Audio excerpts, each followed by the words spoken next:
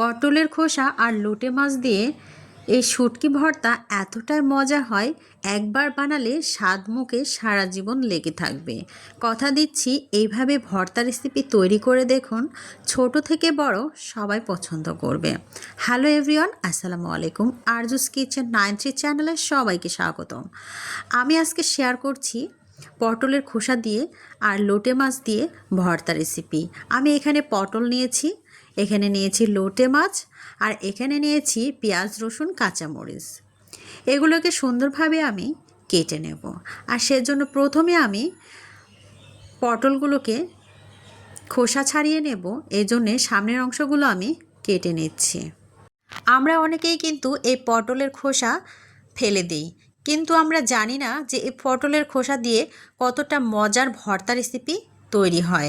আসুন আমরা জেনে নিই এই ভিডিওর মাধ্যমে পটলের খোসা দিয়ে মজাদার ভর্তা রেসিপি কিভাবে তৈরি করা যায়। এখানে খুব ভালো করে আমি পটলের খোসাগুলো পটল থেকে ছাড়িয়ে নিয়েছি, আর পটলটা কিন্তু আলাদা করে রান্না করে নেব।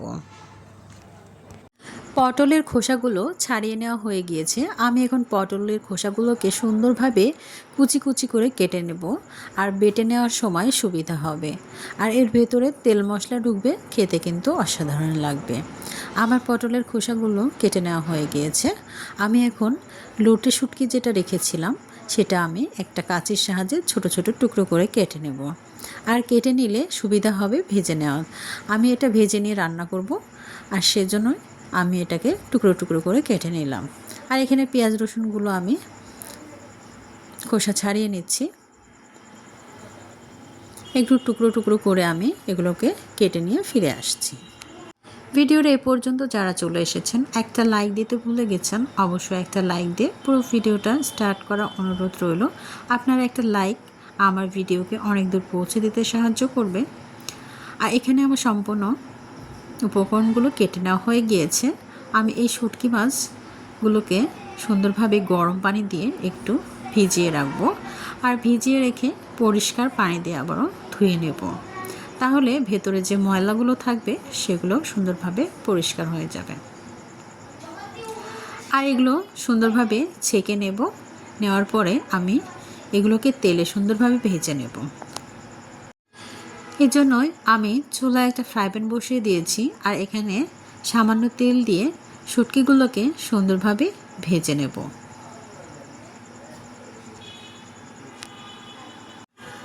এই লোটে শুটকিগুলোকে ভালো করে একদম তেলের উপরে মচমচে করে ভেজে নেব। এভাবে লোটে শুটকি দিয়ে পটলের এই খোসার রেসিপিটি এত দারুণ লাগে খেতে, আপনারা যদি বাসায় না ট্রাই করেন অবশ্য বুঝতে পারবেন না। একবার হলেও ট্রাই করবেন, খুবই ভালো লাগবে খেতে। দেখুন আমার এগুলো ভেজে নেওয়া হয়ে গিয়েছে, আমি এগুলো উঠিয়ে নিচ্ছি। একটা বাটিতে সুন্দরভাবে উঠিয়ে নিলাম। আর যেগুলো উপকরণ আমি সুন্দরভাবে তৈরি করে রেখেছিলাম সেগুলো আমি এই বেঁচে যাওয়া তেলেই ছেড়ে দেব সম্পূর্ণ উপকরণগুলো।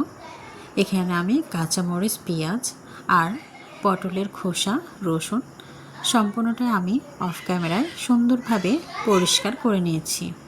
আর এগুলো আমি সম্পূর্ণটা দিয়ে দেব এবং সেদ্ধ করে নেব। এখানে কিন্তু আমি একটু লবণ আর হলুদ দেব, বেশি কিছু উপকরণই আমি ইউজ করব না।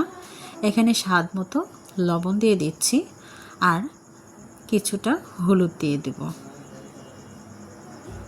একটু নাড়াচাড়া করে ভেজে নেওয়ার পরে আমি এখানে পানি অ্যাড করব সেদ্ধ হওয়ার জন্য। কিছুক্ষণ নাড়াচাড়া করে নিলে স্বাদটা কিন্তু দ্বিগুণ হবে, আর মশলাগুলো এর ভেতরে মিশে যাবে, খেতে কিন্তু ভালো লাগবে। আমার ভেজে নেওয়া হয়ে গেছে, সামান্য ভেজে নিয়েছি। আর এখন আমি এখানে পানি অ্যাড করে সুন্দরভাবে সেদ্ধ করে নেব। নতুন বন্ধুরা যারা আমার চ্যানেলে অলরেডি চলে এসেছেন, অবশ্যই চ্যানেলটি সাবস্ক্রাইব করে দিয়ে পাশে থাকা বেল আইকনটি প্রেস করে দিবেন।